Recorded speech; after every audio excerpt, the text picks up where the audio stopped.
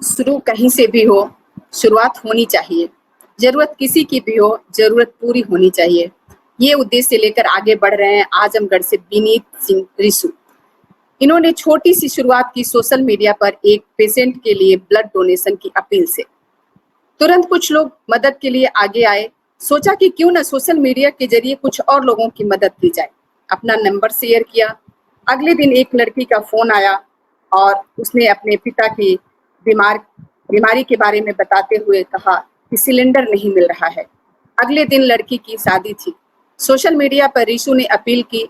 एक डॉक्टर ने फोन करके सिलेंडर देने को कहा। रिशु ने रिफिल कराया, खुद घर तक पहुंचाया भी। जैसे जैसे कोरोना महामारी का कहर बढ़ता गया, लोगों ने खूब फोन किए रिशु को। सबका फोन अटेंड करते रहे, सबकी मदद करने का प्रयास करते रहे। रिशु धीरे धीरे बहुत सारे लोगों को जोड़ लिए। अब उनकी टीम से 22 से 26 साल तक के उम्र के युवा जुड़े हुए हैं।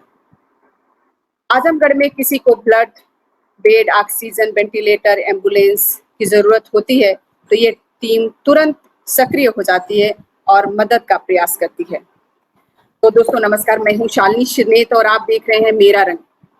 हम आपकी मुलाकात कराने जा रहे हैं एक ऐसे युवा से जो दिल्ली में पढ़ाई लिखाई करने के बाद इस समय आजमगढ़ में सक्रिय हैं और इस मुश्किल समय में लोगों की लगातार मदद कर रहे हैं। रिशु नमस्कार। नमस्ते मैम, आपको यहाँ हमको आपने जोड़ा, बहुत बहुत इसके लिए धन्यवाद। स्वागत है आपका मेरा रंग स्टूडियो में। और दोस्तों बताएं, रिशु बहुत सहज व्यक्तित्व वाले व्यक्ति हैं और मेरी कल ही पहली बार बात हुई और मुझे लगा ही नहीं, मैंने इनसे कहा भी कि मुझे लगा नहीं कि मैं आपसे पहली बार बात कर रही हूँ। बहुत सहज ढंग से बातचीत करते हैं और ऐसे लोग बहुत कम मिलते हैं कि जो पहली मुलाकात में किसी को प्रभावित कर दें। तो रिशु, पुनः एक बार आपका बहुत बहुत स्वागत है मेरा रंग स्टूडियो में।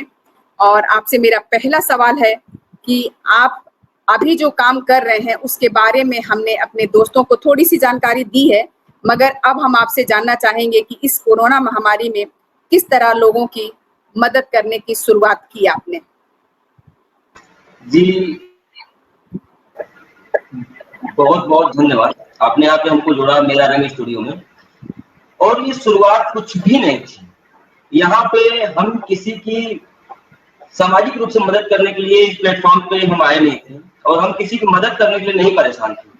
बहुत अपने करीबी की जरूरत थी ब्लड, क्योंकि ए निगेटिव ब्लड रेयर केस में मिलता है और बहुत ज्यादा हम लोग परेशान थे, ए निगेटिव ब्लड मिल नहीं रहा था। तो हमने सोशल मीडिया पे पोस्ट लगाया कि ए निगेटिव ब्लड अगर कोई भी आजमगढ़ में है जो देना चाहता है वो ए निगेटिव ब्लड उपलब्ध करा दे, क्योंकि यहाँ पे जो ब्लड बैंक है वहां पे ए निगेटिव ब्लड की उपलब्धता नहीं हो पा रही है। तो 15-20 मिनट में हमको 50 कॉल आते हैं और मैंने अपना नंबर डाल रखा था। उन लोग कहते हैं कि भैया मेरा ब्लड ए निगेटिव है या मेरा वो पॉजिटिव है, आप ले लीजिए, उससे एक्सचेंज कर लीजिए।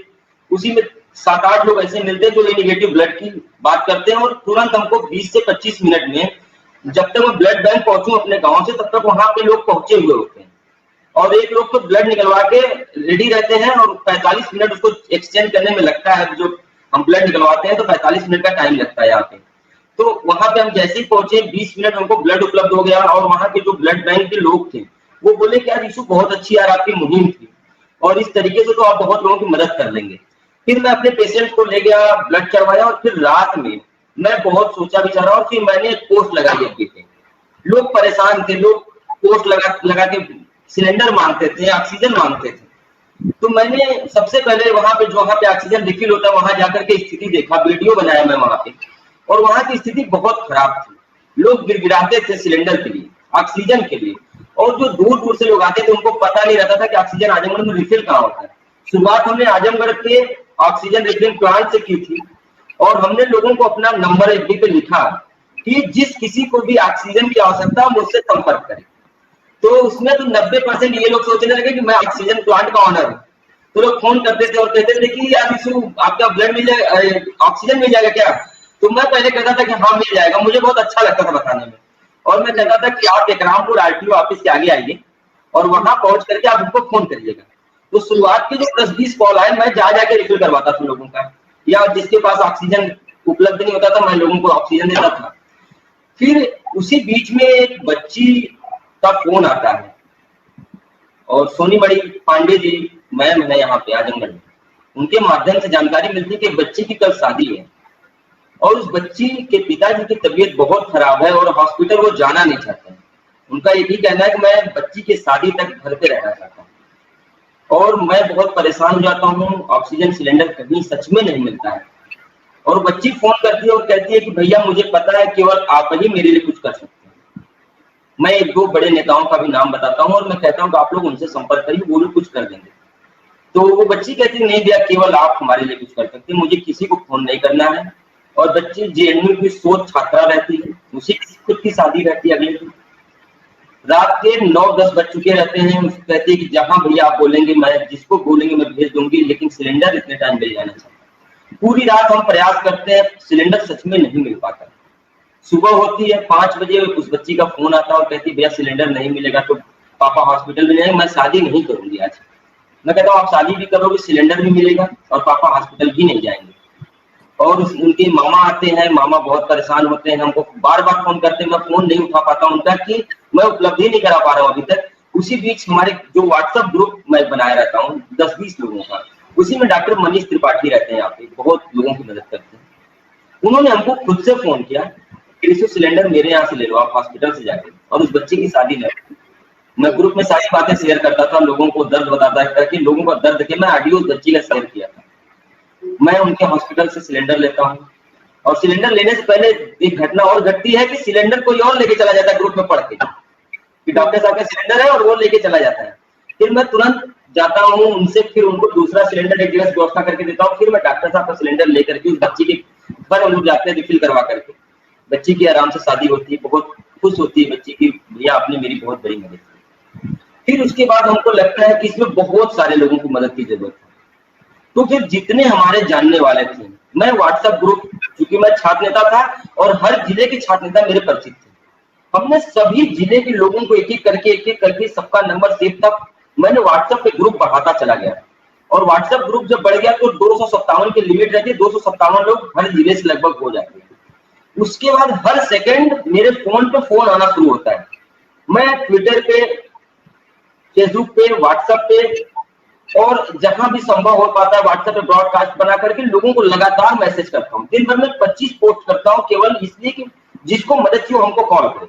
और खूब कॉल आता है, खूब कॉल, पूरी रात में फोन उठाता हूँ। मेरे घर वाले एकदम मना कर देते हैं कि तुम घर के अंदर घुसना मत। लेकिन उसके बाद भी एक समस्या, जब जो सबसे बड़ी समस्या आती है, जब मरीज बीमार होता है, ऑक्सीजन लगाने के बाद उनके परिजन, उनके घर के लोग, डॉक्टर्स उनको छूने से मना करना शुरू कर देते हैं। दूरी बन जाती है, जो एक सामाजिक दूरी बन जाती है, बहुत ज्यादा परेशान हो जाते हैं लोग कोरोना से कम मरना शुरू होते हैं। जो लोग भय से मर जाते हैं, मुझे कोरोना हो गया, मुझे कोई छुएगा नहीं। मैं एक अभियान शुरू करता हूँ और मैं आजमगढ़ से शुरुआत उस चीज की करता हूँ। मैं जिले के सभी अस्पताल में जाना शुरू कर देता हूँ और खास करके सरकारी अस्पताल, जहां न दवाई है, न इलाज है और न कोई व्यवस्था है, केवल ऑक्सीजन लगा करके लोगों को छोड़ दिया गया है। मैं पेशेंट के पास जाता हूँ, एक ऑक्सीमीटर खरीदता हूँ, सप्ताह 2 बार 3 बार जाकर के ऑक्सीजन लेवल चेक करता हूँ, उनको डाइट बताता हूँ। मैं डॉक्टर नहीं था, मैं ना डॉक्टर हूँ, मैं ये भी नहीं कहता हूँ जो मैं बताता हूँ। हाँ, इस पे विनीत हम लोग आगे आएंगे, लेकिन हम स्टेप बाय स्टेप चलते हैं। थोड़ा सा आपकी टीम के बारे में भी थोड़ी सी बातचीत कर ली जाए। कि आपने बताया था कि हमारी टीम बहुत व्यवस्थित तरीके से काम कर रही है, अलग अलग शहरों के छात्र नेता जुड़े हैं, हर समस्या के लिए अलग ग्रुप बने हुए हैं। इसके बारे में हमारे दोस्तों को थोड़ा बताइए कि किस तरह ये ग्रुप आपका काम कर रहा है। ये मेरे लिए ये बड़ी मतलब अच्छी बात लगती है, मुझे समझ में जो आती है कि जब हम ग्रुप बना लेते हैं तो हम मजबूत हो जाते हैं और काम तेजी से होने लगता है। तो इसलिए मैं ग्रुप के बारे में आपके जानना चाहती हूँ कि आपके कौन कौन से ग्रुप हैं और वो किस तरह काम करते हैं, प्लीज। जी, जैसे कि ग्रुप बनाना बहुत आसान है, काम करना बहुत आसान है, लेकिन ग्रुप को हैंडल करना बहुत बड़ी बात है। और जब अलग अलग शहरों के और अलग अलग धर्म, जाति, अलग अलग तरीके के लोग, कोई ग्रुप में उसी में भगवान जी की फोटो, कोई कुछ फोटो करता था, सबको मना करना पड़ता था। बहुत स्ट्रिक्ट में ग्रुप चलाता हूँ। जो मुझे बुरा लगता है मैं उसको तुरंत एग्जिट करता हूँ, मुझे कितना भी फायदा कर दे। और मैं एक बात ये कहूंगा कि मेरा जो आजमगढ़ का ग्रुप है ये 26 साल तक के ही लोग हैं, 26, 25, 22 साल, 18 साल, 19 साल, इतने ही लोग हैं, यही लोग काम करते हैं। और सच कहूं, जो जिस तरीके से ये बच्चे काम करते हैं, वास्तव में अगर कोई 50 साल का होगा, कोई अध्यापक होगा, कोई वकील होगा, मैं किसी की बुराई नहीं कर रहा हूँ, लेकिन उतनी ईमानदारी से, उतनी निष्ठा से शायद वो भी काम न कर पाए जितनी ईमानदारी और निष्ठा से बच्चे काम करते हैं। ये सभी छात्र नेता है, सबके अंदर अलग अलग प्रकार का तेवर है, लेकिन ये भी है कि ग्रुप में अगर पड़ गया कि इलाहाबाद में ओ पॉजिटिव ब्लड की आवश्यकता है, तो ग्रुप इतना सक्रिय है कि 20 से 25 मिनट के अंदर, इलाहाबाद काफी दूर आजमगढ़ से है, वो ब्लड की उपलब्धता कराएगा। और जैसे कि आपने पूछा कि अलग अलग ग्रुप बना करके, ग्रुप में जो लोग हैं, 6 लोगों की टीम अलग बना करके प्लाज्मा की टीम काम कर रही है, क्योंकि ब्लड की उपलब्धता कराना हम लोगों की टीम के लिए बहुत आसान है किसी भी जिले में। तो 4 लोगों की टीम बना करके ब्लड पे हम काम करते हैं। 4-6 लोगों की टीम है जो एम्बुलेंस पे काम कर रही है। 10 लोगों की अपनी टीम है जो टीम केवल हॉस्पिटल्स में बेड उपलब्धता की बात करती है। वेंटिलेटर की सबसे ज्यादा दिक्कत आती है और प्लाज्मा की सबसे ज्यादा दिक्कत आ रही है। तो इस पे टीम जो हमारी सीनियर टीम है, जो सीनियर का कहने का मतलब ये है कि मैंने 2 दिन में टीम को 2 डिवाइड हिस्से में कर दिया।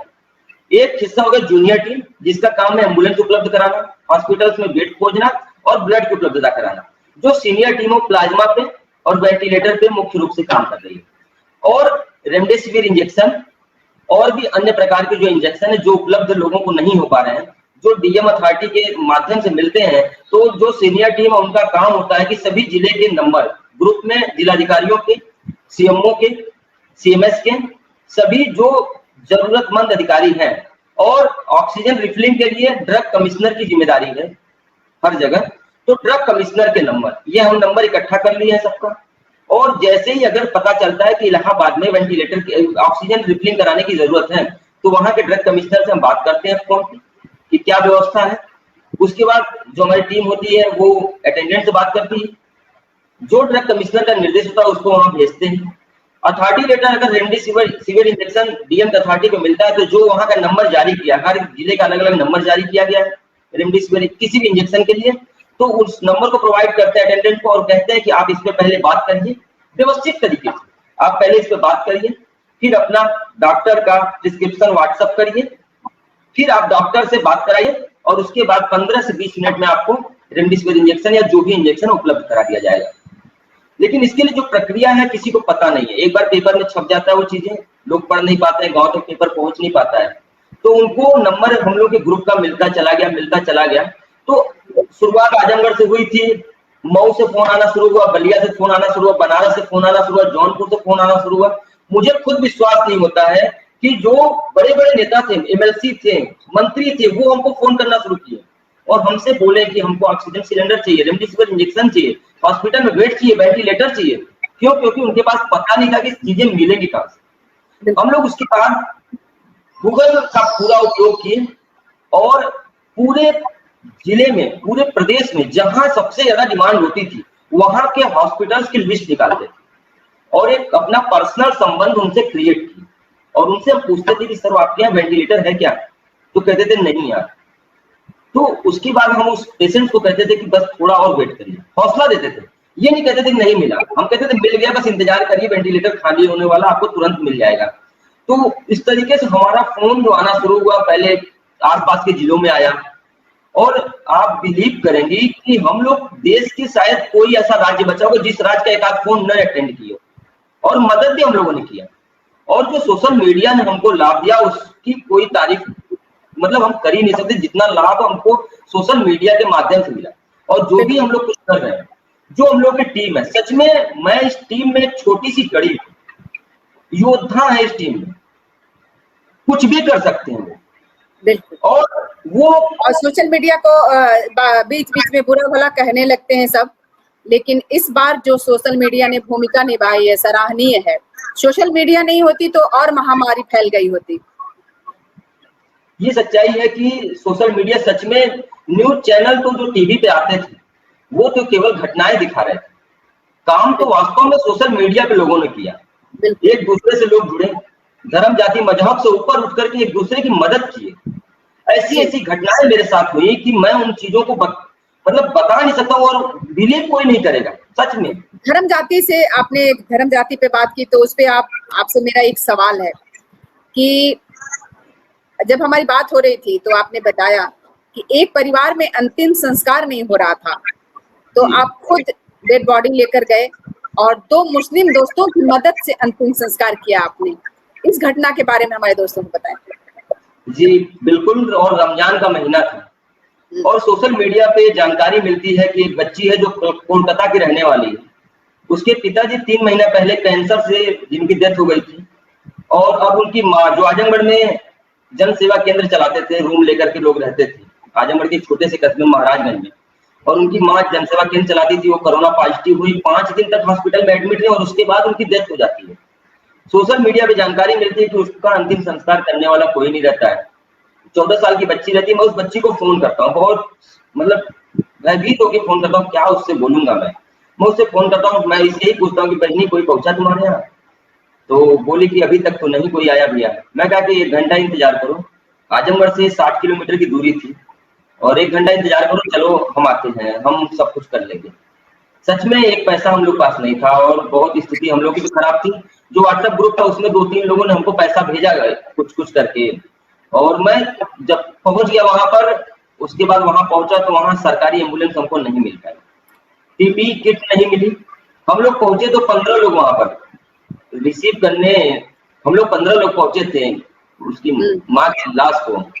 और वहां पे जब पीपी किट नहीं मिला तो अब डेड बॉडी को रखना था गाड़ी में, हमने भाड़े की एक गाड़ी किया, और डेड बॉडी को उठाने के लिए सभी लोगों से कहा, तो सभी लोग वहां से हट गए, किनारे हट गए। तो वहां एक मेरे दोस्त थे, 2 मेरे साथ गए थे, मुस्लिम थे, 3 थे, और उसमें से एक बोला कि भैया मैं चलूंगा आपके साथ और मैं उठाऊंगा। मैं कहा यार पीपी किट नहीं पहने हो यार, मुझे भी डर लग रहा था, ऐसा नहीं है, मैं पहले ही कोरोना लास्ट उस दिन उठाया था, मुझे भी बहुत डर लग रहा था। लेकिन मैं देखा कि प्लास्टिक में लपेटी हुई है, और जब प्लास्टिक में करंट नहीं मारता तो कोरोना क्या मारेगा मुझको। तो मैं उसको डेड बॉडी को उठा करके उसको स्ट्रेचर पे लेकर के आया और गाड़ी में लादा। तो वहां तक तो कुछ भी नहीं था, बहुत थोड़ा सा पकड़ना था, तुरंत सैनिटाइज किया, और मुझे लगा कि यहाँ तो काम खत्म हो गया, चलो एक अच्छा काम मैंने कर दिया। लेकिन देखिए, सबसे जिसको करना होता है, जिसको मैम काम करना होता है, वो जो है कोई ना कोई बहाने ढूंढ ही लेता है, करने के भी बहाने ढूंढ लेता है। कि जब आपको लगा कि मैं किट नहीं पहना हूँ, पीपीई किट नहीं पहना हूँ, तो बॉडी ही जो है प्लास्टिक में लपेटी गई है, तो करंट नहीं मारता तो कोरोना क्या मारेगा। ये बहुत गजब की बात आपने कही। कोरोना क्या मारेगा। और फिर उसके बाद मैम आपको बताऊं, समय ज्यादा लूंगा आपका, मैं बता रहा हूँ आपको। हाँ, हाँ। मैं उसके बाद में बताऊं कि वो तो मुझे लगा कि सारी चीज मैं कर दिया, उस मैजिक गाड़ी थी, और उस मैजिक गाड़ी में मैं बैठ के आया, और बाकी लोग स्कॉर्पियो दो गई थी, और सभी लोग आ गए, सभी लोग घाट पे पहुंचे और वहां से चले गए। मुझे नहीं पता था कि कोई यहाँ पर है या नहीं है। मैं डेड बॉडी लेकर के वहां पहुंचा, और मैं सबको ये लगा कि वो है, हो जाएगा, वो है, हो जाएगा। सब लोग एक दूसरे पे सोच के चले गए, और मैं डेड बॉडी लेकर के घाट पे अकेले जब वहां पे पहुंचा तो वहां कोई नहीं था। तो वही 2-3 जो मुस्लिम दोस्त थे, चूंकि रोजा चल रहा था उनका, और शाम के टाइम में उनको क्या कहते हैं कि जलपान करना रहता है, तो वो मैं उनसे पूछा, मैं कहा यार डेड बॉडी कैसे जलाई जाए, कोई तो है ही नहीं। उन लोगों ने बोला कि रोजा खोलने जाना है यीशु भाई। मैं कहा यार ठीक है, रोजा बाद में खुल जाएगा। तो बोला हाँ बिल्कुल कोई बात नहीं, रोजा आज बाद में खोल लिया जाएगा। हम लोग वहां पे मतलब उन लोगों ने मुझसे पूछा कि कितनी लकड़ी लेनी होगी यीशु भाई। मुझे भी आइडिया नहीं था, मैं भी घर में, सभी लोग गार्जियन हमारे हैं, तो हम ये सब किए नहीं थे। और मैं कभी किया भी तो कई लोग मेरे साथ रहे हैं, कोरोना का चक्कर तो था नहीं कभी। तो मुझे आइडिया, मैं लकड़ी वाले जाके कान में पूछा कि कितने की लकड़ी पड़ेगी भाई, कितनी लकड़ी लगेगी। तो बोला कि 3 कुंटल तो कम से कम चाहिए। मैं कहा कि यार 3 कुंटल का कितना हो, तो बोला कि ले जाके रख करके 2700 रुपया हो गया। तो मैं तो एक लोग पैसा मारा, 2500 रुपया मिला था। लेकिन फिर उसके बाद मैं कहा कि चलो ठीक है आप लकड़ी तोलो। और एक लोग वहीं लकड़ी तौला रहे थे, मुझको देखे हुए, और मुझसे बोले कि ऋषु यहाँ कैसे। तो मैं कहा कि बस सर एक लोग की डेथ हो गई। तो कहना अच्छा तरौलिया से लाश लाए हो आप? उनके यहाँ सर उनके घर में भी किसी की डेथ हुई थी, उन्होंने तुरंत पैसा दिया और लकड़ी रखवाए। उसके बाद उस लाश को उतार करके उस चीते पे रखना था जलाने के लिए। और मैं अपने आप से भी नहीं कह पा रहा था कि ये जो मेरे मुस्लिम भाई हैं, मैं इनसे कैसे कहूँ। फिर मैं जब तक वहां पे पहुंचा, लकड़ी उकड़ी लेकर के सब कुछ व्यवस्थित हुआ, और तब तक वो खुद ही बोला कि ऋषु भाई मिट्टी उठा के रखी जाए चिते पे। मैं कहा यार वही तो मैं सोच रहा था कि रखा जाए। बहुत नर्वस हुआ कि यार अपने छोड़ के चले गए हैं, मेरे साथ के लोग चले गए उस दिन छोड़ के। फिर रखा गया, अंतिम संस्कार उस बच्ची का हुआ। उस बच्ची ने बस एक बात बोला कि भैया मेरे माँ के अंतिम संस्कार में कोई कमी ना हो। मैंने कहा यार कुछ नहीं होगा, जो मुझे पता है वो सब करूंगा। मैं 2 लोगों से, जो ऐसे लोग थे, उनसे फोन पे भी पूछा था कि कैसे कैसे क्या होता है, सब लोगों ने बता दिया था।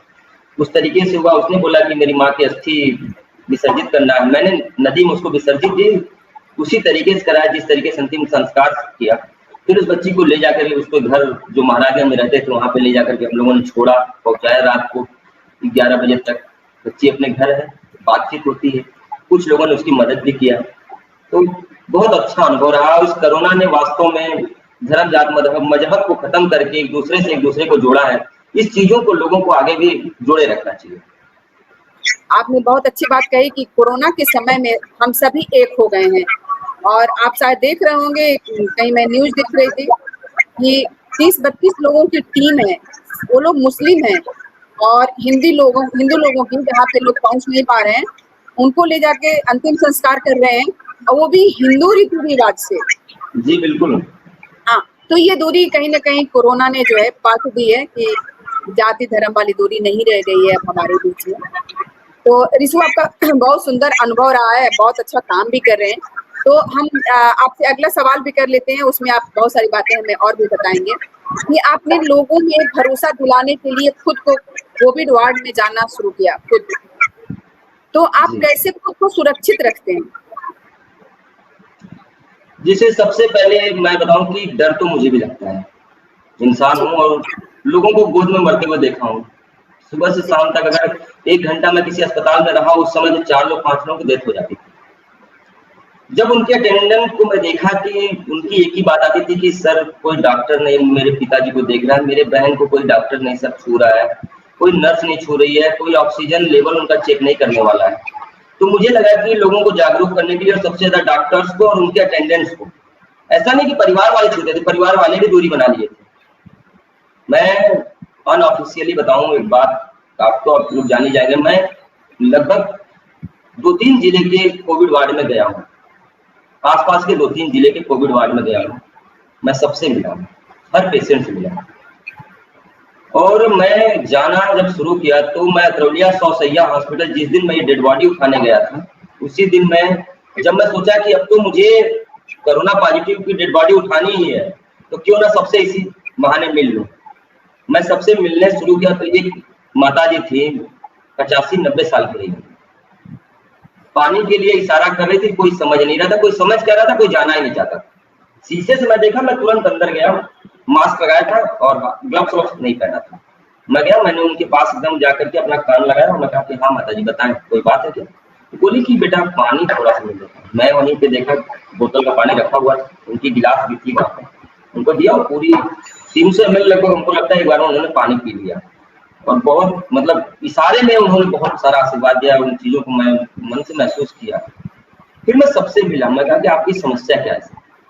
तो बोले कि न कोई डॉक्टर देखता है, न कोई छूता है हम लोगों को, घर वाले भी खाना दूर से ही रख के चले जाते हैं, कोई ला करके टिफिन ऐसे रखता है जैसे खाने को मन नहीं करता है।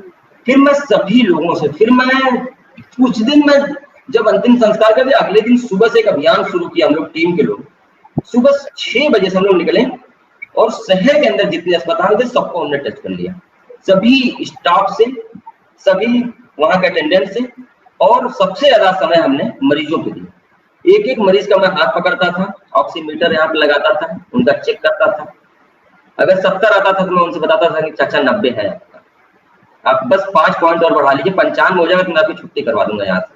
तो ज्यादातर लोग हमको डॉक्टर वहां पे समझते थे, और चीजें ऐसी होती गई। उनके अटेंडेंट को मैं सच्चाई बताता था कि सर आपके पेशेंट की हालत नाजुक है, उनको खूब खिलाइए, बढ़िया बढ़िया खिलाइए और काढ़ा पिलाइए। जो मुझे समझ में आता था, जो मैं एड में देखता था, वो मैं सब चीजें उन लोगों को बताना शुरू किया।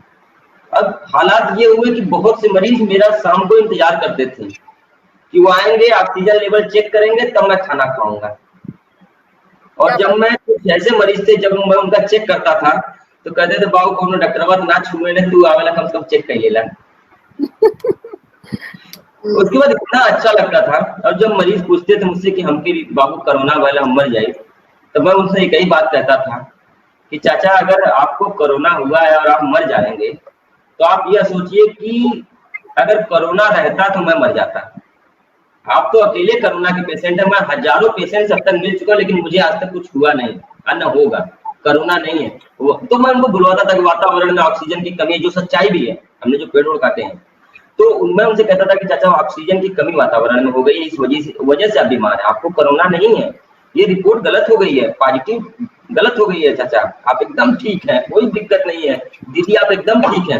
लोग मेरा विश्वास मानते थे, सच में कहूँ मैं झूठ बोलता था उनसे, लेकिन मेरा विश्वास मानते थे। और सच में इस कोरोना के अनुभव में मैं जब मरीजों से मिला हूँ, तो मैंने एक ही चीज सीखा है कि सबसे जरूरी है हौसला। जीने की इच्छा शक्ति को बढ़ाना होगा लोगों को, तब जाकर के लोग बचेंगे। सच कहूं लोग डर जा रहे हैं, भयभीत हो जा रहे हैं। उसके बाद मैं इतने वार्डों में मिलता था, उसके बाद जब मैं एकांत तो होने का टाइम आज तक मुझे नहीं मिला, लगातार फोन बजता है। और मैं जब लोगों से मिलता था, और जब मैं 2-2 बजे रात को घर जाके पहुंचता था, गर्म पानी से नहाता था, फिर तब तक फोन आता था भैया मेरे पेशेंट को एडमिट करा दीजिए हॉस्पिटल में, लिया नहीं जा रहा। तुरंत मैं पहुंच जाता था हॉस्पिटल, 20 मिनट फिर आता था, नहाता था। और जब मैं 2-4 मिनट का अपने लिए समय निकालता था, तो मैं यही चीज सोचता था कि वास्तव में तो कोरोना है और मुझे भी कुछ हो सकता है।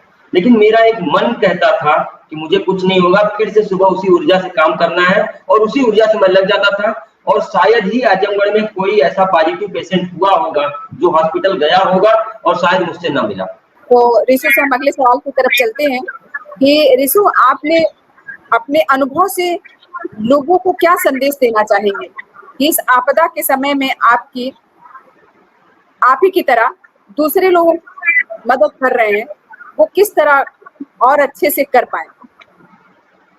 सबसे बड़ी बात, जो हमको पढ़ के ज्ञान नहीं मिलेगा, वो ज्ञान हमको अनुभव से मिलेगा। और सच कहूं तो सबसे पहले हमें धर्मवाद और जातिवाद से बहुत ज्यादा दूरी बना लेने की जरूरत है, एक दूसरे की मदद करने की जरूरत है। जब हमको ये पॉजिटिव और या ये निगेटिव, वो पॉजिटिव वो निगेटिव कोई ब्लड चाहिए होता ना, तो हम ब्लड बैंक में जा करके हम ये नहीं कहते कि हम राजपूत, हमको राजपूत का ब्लड चाहिए। बिल्कुल हम तो कहते हैं हमको ये निगेटिव ब्लड चाहिए। बिल्कुल ऑक्सीजन सिलेंडर किसी के यहाँ से खाली होता है, चाहे वो वाहिद के यहाँ से खाली हो, और चाहे वो क्या कहते हैं राकेश के यहाँ से खाली हो, वो सिलेंडर सब उपयोग करता है। लोग इंतजार करते हैं, कोरोना की इस महामारी में लोग इंतजार करते हैं कि किसी का बेड खाली हो, किसी का पेशेंट ठीक हो, मैं उस पर लेट जाऊं। ना कोई जाति रहती है, ना धर्म रहता है, ना मजहब रहता है। वही दरवाजे पे आने के बाद जातिवाद क्यों होता है? तो सबसे पहले जो मैंने अनुभव किया है कि अगर सच में हम लोग एक दूसरे के साथ मिलजुल करके रहेंगे, तो कोई भी व्यक्ति परेशानी में तो आएगा, लेकिन उसकी परेशानी ज्यादा देर तक नहीं रुकेगी। इस कोरोना ने हम लोगों को बहुत कुछ सिखाया है, मानवता को जगाया है, झकझोर दिया है उस कोरोना ने कि किस तरीके से एक दूसरे के साथ रहना है। और सबसे बड़ी बात कि कोई किसी भी बीमारी से ग्रसित होता है तो उससे दूरी बनाने की जरूरत नहीं है, उसके करीब रहने की जरूरत है। और जरूरी नहीं है कि फिजिकली रूप से आप 2 फीट की दूरी पे या आधी फीट की दूरी पे रहे तभी आप उसके करीब हैं। आप उसके मन को टटोलिए, उसका मन क्या कहता है, उसकी भावनाएं क्या कह रही हैं, उन भावनाओं पे आप काम करिए और उसको केवल यही हौसला दीजिए कि मैं हूं ना, मैं तुमको कुछ नहीं होने दूंगा, मुझे भले हो जाए लेकिन तुमको नहीं कुछ होगा। मैं तुमको अस्पताल भी दूंगा, ऑक्सीजन भी दूंगा, रेमडेसिविर भी दूंगा, वेंटिलेटर भी दूंगा, जहां ले जाना होगा तुमको ले भी जाऊंगा। और जरूरत पड़ेगी तो मैं तो पेशेंटों से ये भी कहता था कि जरूरत पड़ेगी तो एयर एम्बुलेंस बुलवा करके आपको मेदांता और एम्स में ले चल के एडमिट करवाऊंगा, कोई औकात नहीं। लोग सोचते थे कि ऋषु भैया आ गए तो बच जाऊंगा। तो इसी तरीके से आप भी बनिए, आसपास के लोगों से शुरुआत करिए और लोगों की मदद करिए, ताकि आपके मोहल्ले में कोई जब बीमार हो तो आपका मोहल्ले वाले ये कहें कि मेरे बगल वाले भैया हैं, वो मुझको कुछ भी नहीं होने देंगे, मुझे बचा लेंगे। जैसे मेरे आसपास के जिले के लोग इस समय कह रहे हैं कि जो ऋषु की टीम है, जो युवाओं की टीम है, वो मुझे कुछ नहीं होने देगी, तुरंत ऑक्सीजन दिलवा देगी। जिस तरीके से वो भरोसा हम लोग के ऊपर कर रहे हैं, हमारी टीम के ऊपर कर रहे हैं, उस टीम के जिस तरीके से भरोसे पे लोग खड़े उतर रहे हैं, उस तरीके से आपको भी बनना होगा। हर मोहल्ले में एक हम लोगों की तरह की टीम का व्यक्ति होना चाहिए। जैसे हम लोग की टीम काम कर रही है, उस तरीके से आप भी काम कर सकते हैं। आप केवल अपने आसपास के घरों में नंबर दीजिए अपना कि कोई जरूरत हमको फोन कर लीजिए, आपने उपलब्ध करा रहे हो, हमसे संपर्क करिए, हर जगह नंबर पड़ा हुआ हम लोगों का, हम लोग संपर्क करके आप उपलब्ध कराइए। और सच में किसी को कुछ नहीं होने दिया जाएगा, सबको बचा लिया जाएगा और बच भी रहे लोग। अब तो कोरोना हारने की कगार पे है, थोड़ी सी मेहनत और हम लोग को करना है। बिल्कुल, बिल्कुल।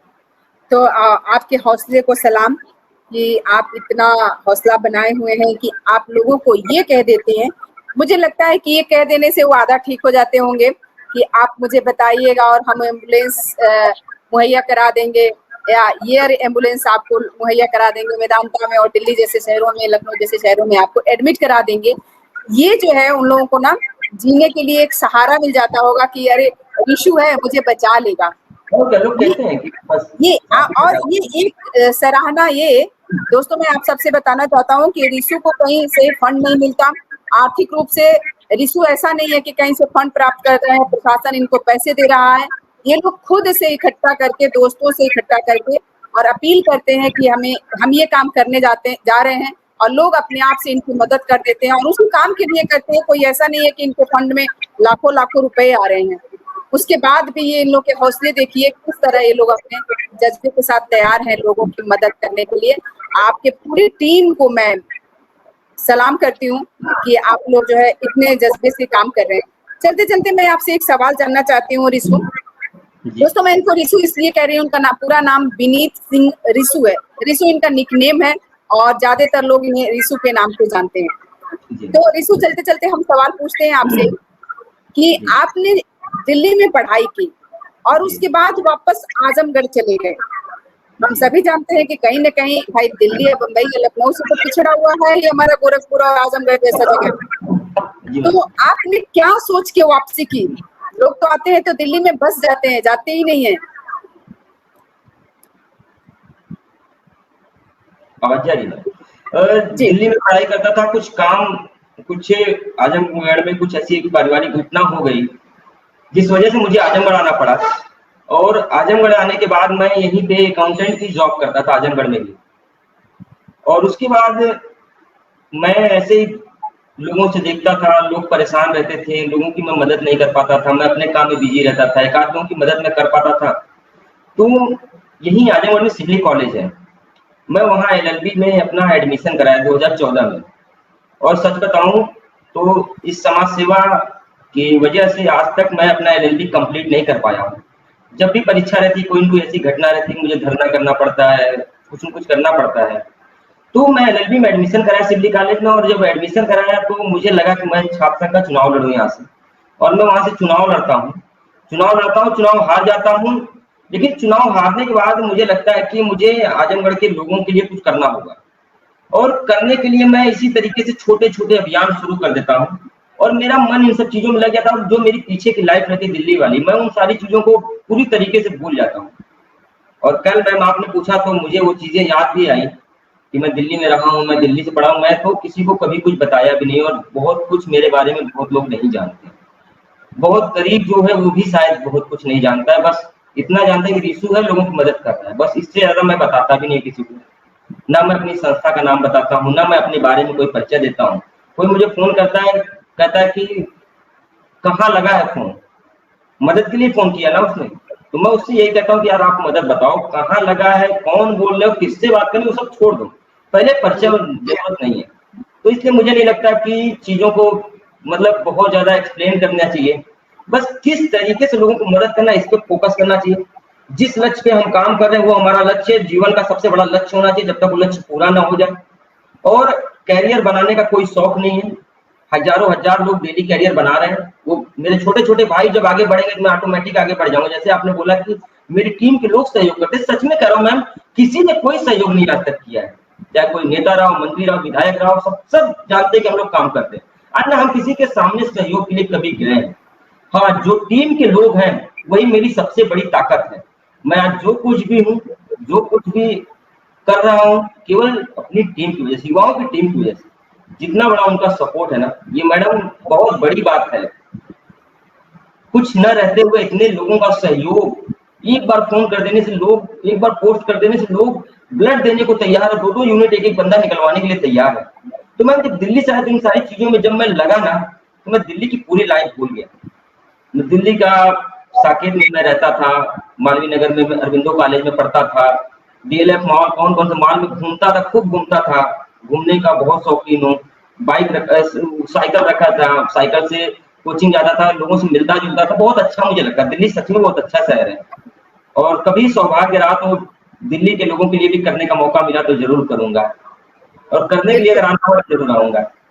अरे आप भावी नेता हैं, मौका तो मिलेगा ही आपको दिल्ली आने का। नहीं मैम, तो बस वही कहते हैं ना कि करने के लिए मौका मिला सबके लिए करूंगा। जी, बिल्कुल।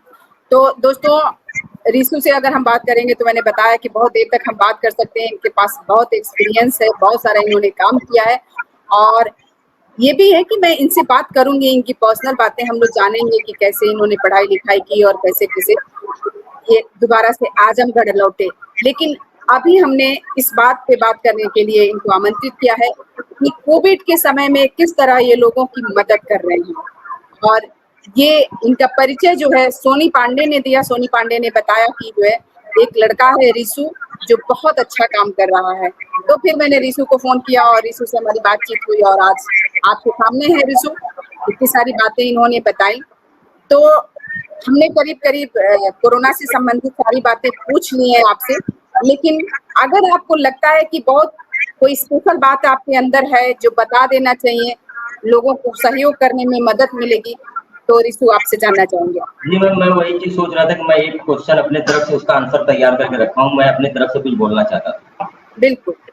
एक सुझाव बहुत अच्छा है कोरोना से बचने के लिए, जी। न किसी अस्पताल जाने की जरूरत है, न किसी से मदद मांगने की जरूरत है, और न रीशु जैसे लोगों की जरूरत है किसी को। एक केवल काम कर सकते हैं गाँव के लिए। हर गाँव में प्राइमरी पाठशाला होती है जो इस समय बंद है। हर गाँव में सामुदायिक स्वास्थ्य केंद्र होता है, और जिस गाँव में सामुदायिक स्वास्थ्य केंद्र नहीं है, पाठशाला नहीं है, वहाँ पे पंचायत भवन जरूर होता है, क्योंकि जब प्रधान जी लोग होते हैं तो पंचायत भवन का निर्माण करवा देते हैं अपनी सुविधा के लिए। मैम, करना कुछ नहीं है, बस 5 बड़ा ऑक्सीजन सिलेंडर उपलब्ध कराना है। 5। एक गांव में 2-3 पेशेंट हो रहे हैं जो ऑक्सीजन की जिनको जरूरत पड़ रही है, मतलब एक समय में, वो तो बहुत रहे हैं। करना क्या है कि वहां पे 5 चौकी लगवा देनी, मतलब बेड, ऑक्सीजन सिलेंडर उपलब्ध करा देना है। हर गांव में डॉक्टर्स हैं जो लोगों का इलाज करते हैं, जिनको लोग झोला छाप डॉक्टर बोलते हैं, वो आज इस समय भगवान के रूप में उभरे हुए हैं, बिल्कुल। उनको सारा ज्ञान है। और जो गांव के प्रधान अगर एक्टिव है तो वो, अगर वो एक्टिव नहीं तो उनकी जरूरत भी नहीं है। गांव के युवा एक टोली बना लें 5-10 लोगों की, और जिस गांव में 5 बड़े सिलेंडर की आवश्यकता हो इस तरीके के काम करने के लिए किसी भी जनपद में, तो उसकी जिम्मेदारी मैं लेता हूं कि उसकी उपलब्धता मैं करवाऊंगा, वहां पे उसको उपलब्ध कराएं। जैसे ही किसी मरीज का ऑक्सीजन लेवल 90 के आसपास, 94, 92 आ जाता है, तो उसको होम आइसोलेट न करके उसको पंचायत भवन में आइसोलेट करें, ले जाकर के प्राइमरी स्कूल में आइसोलेट करें, सामुदायिक स्वास्थ्य केंद्र है आइसोलेट करें। हर गांव में एएनएम जेएनएम होती हैं, आशाएं होती हैं। हर गांव में जो समिति होती है गांव की, उस समिति के लोग वहां पर इकट्ठा होकर के उनका वहां पे खाना पीने का प्रबंध करें, वहीं उनको आइसोलेट करके जो भी दवा दी जा रही है, हमारे पास डॉक्टर्स का पैनल है, जो डॉक्टर्स फ्री में परामर्श दे रहे हैं, वो डॉक्टर्स दवा देंगे। अगर दवा उपलब्ध नहीं हो पाती गांव के लोगों को, तो वो उपलब्ध कराने की जिम्मेदारी भी मैं लेता हूँ। वहीं उनको एडमिट करके वहीं उनका इलाज करने की जरूरत है, और 2 से 3 दिनों में कह रहा हूँ कि अगर बढ़िया से उनका ट्रीटमेंट किया गया, बढ़िया से उनको सहयोग किया गया, तो किसी अस्पताल जाने की जरूरत नहीं, अपने दरवाजे में ठीक हो जाएंगे। और उससे एक फायदा सबसे बड़ा जो होगा कि वो उनकी वजह से गांव का या उनके घर का कोई भी व्यक्ति संक्रमित नहीं होगा, संक्रमण से भी बच सकेगा, भागदौड़ भी नहीं करनी पड़ेगी, कोई पैसे की परेशानी भी नहीं होगी। मैम आपको बताऊं कि एक-एक अस्पताल एक-एक बेड का 20-20 हजार रुपया आजमगढ़ में ले रहा है। एक बेड पे ऑक्सीजन लगा कर दे देने से 20,000 रुपया। और मैंने सबसे ज्यादा कोरोना में मैंने सरकारी अस्पताल में लोगों को एडमिट किया। जिसने हमको फोन किया कि ऑक्सीजन चाहिए और बेड चाहिए, मैं केवल यही कहता था कि आप सरकारी अस्पताल है, मैं पहुंच रहा हूँ 10 मिनट के अंदर, और मैंने एडमिट करवाया। तो मैम केवल यही करने की जरूरत है कि हर गांव में 5 ऑक्सीजन सिलेंडर उपलब्ध करा करके 5 बेड लगवा करके वहीं पर मरीज को एडमिट कर देना है।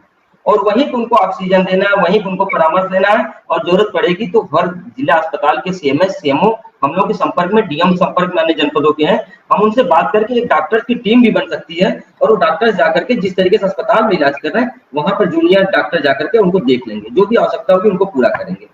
तो रिशु, इस पे मैं एक सवाल आपसे पूछती हूँ कि मैंने भी अपने गांव में, देवरिया जिला में मेरा घर है, आप शायद जानते होंगे, आजमगढ़ के हैं देवरिया में तो भी बहुत लोगों ने मदद किया है। हाँ, तो वहाँ पे मेरा घर है, तो मैं वहाँ पे गांव चाह रही थी, गांव में मदद करना।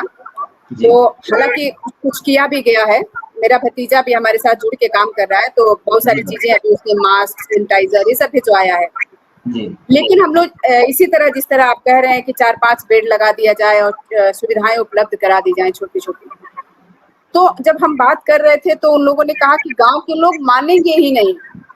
वो आके वहां पे जहाँ भी बेड लगाने की आप बात कर रहे हैं, चाहे प्राइमरी स्कूल या चाहे जहाँ भी, तो वो वहां पे आके आइसोलेट होंगे ही नहीं, क्वारंटीन होने को तैयार होंगे ही नहीं।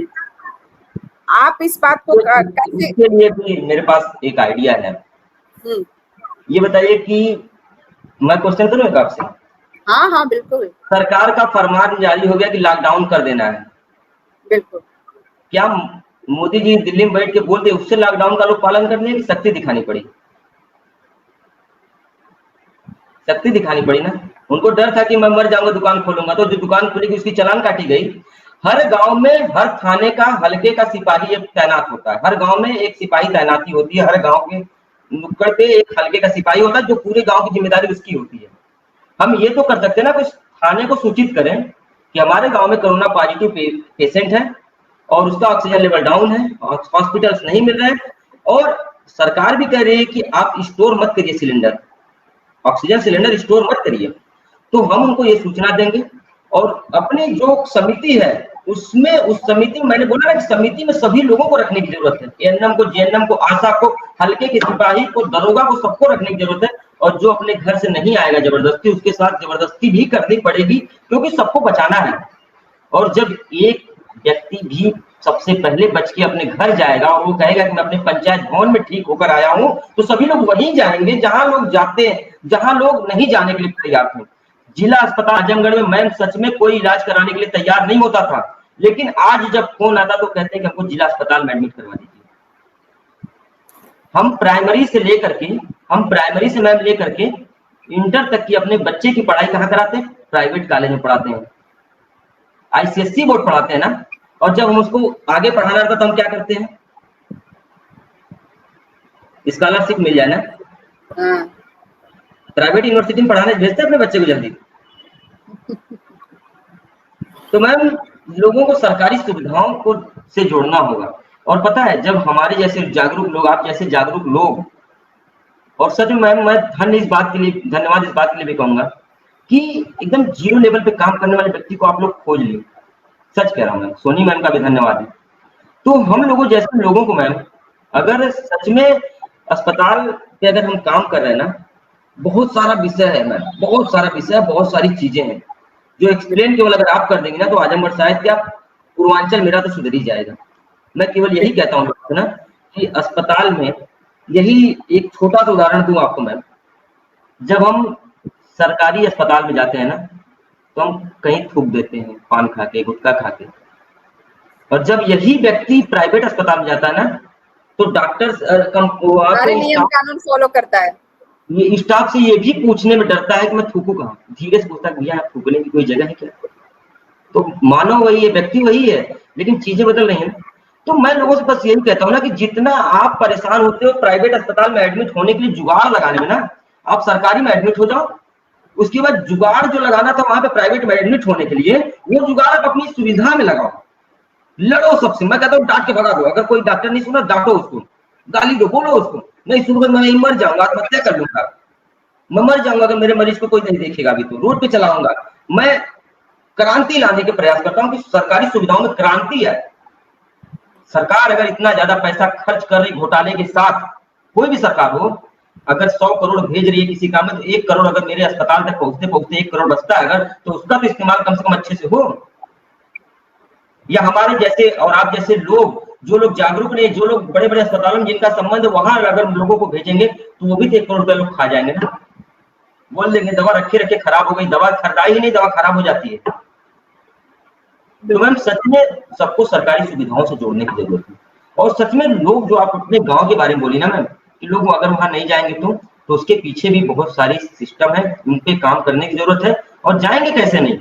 मरना नहीं ना किसी को, सबको बचाना है ना। एक को बचा लेंगे उसके बाद सब जाएँगे और बड़े-बड़े अस्पताल में नहीं जाएँगे। पहले लोग यहाँ फ़ोन करते थे तो बड़े-बड़े अस्पताल में एडमिट होने के लिए कहते थे और आप कहते हैं कि ऋषि भैया हमको सदर में एडमिट करवा दीजिए, क्योंकि बड़े अस्पताल में तो लोग मर ही जा रहे हैं जाके, तो सदर में तो हमको कम से कम सब कुछ फ्री तो मिलेगा।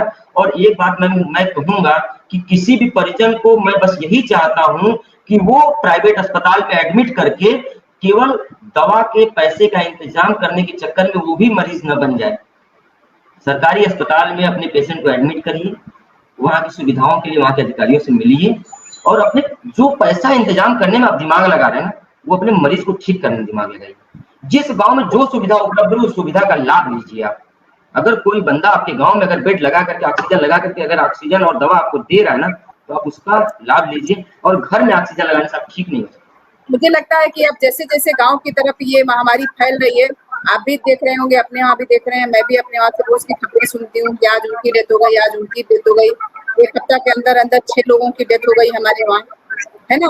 तो जी हमें मैम। लगता है कि अब लोगों को ये बात समझ में आएगी कि हमें सीरियस हो जाना चाहिए और इन सारी चीज़ों को मानना चाहिए कि कहीं भी बिल्कुल। प्राथमिक अगर विद्यालय है, वहाँ पे इस तरह की व्यवस्था कर दी जाए कि बेड रख दिया जाए और ऑक्सीमीटर रख दिया जाए, कुछ दवाइयाँ उपलब्ध कर दी जाएँ, तो लोग समझने लगेंगे और उसे फ़ॉलो करने लगेंगे। तो हम लोग भी लगे हुए हैं, गाँव से जुड़े हुए हैं कि इस तरह का काम वहाँ पे भी हो और हम लोग मदद पहुँचा सकें और आप लोग तो हैं ही, अगर कोई ज़रूरत पड़ती है, मेरे गाँव के लोगों को, जो लोग वहाँ पे काम करेंगे समझाने की, तो मैं आपका नंबर दूँगी कि आप उन्हें सुझाव बिल्कुल दें कि मैम, कैसे वो लोग काम करें। तो बिल्कुल। रिशु, आपने हमारे सारे सवालों के बहुत अच्छे से जवाब दिए और बहुत-बहुत शुक्रिया आपका कि आपने मेरा आमंत्रण स्वीकार किया आने के लिए और इतनी सारी जानकारियाँ दी कि लोग भी सुन के सोचेंगे कि हम भी कुछ कर सकते हैं।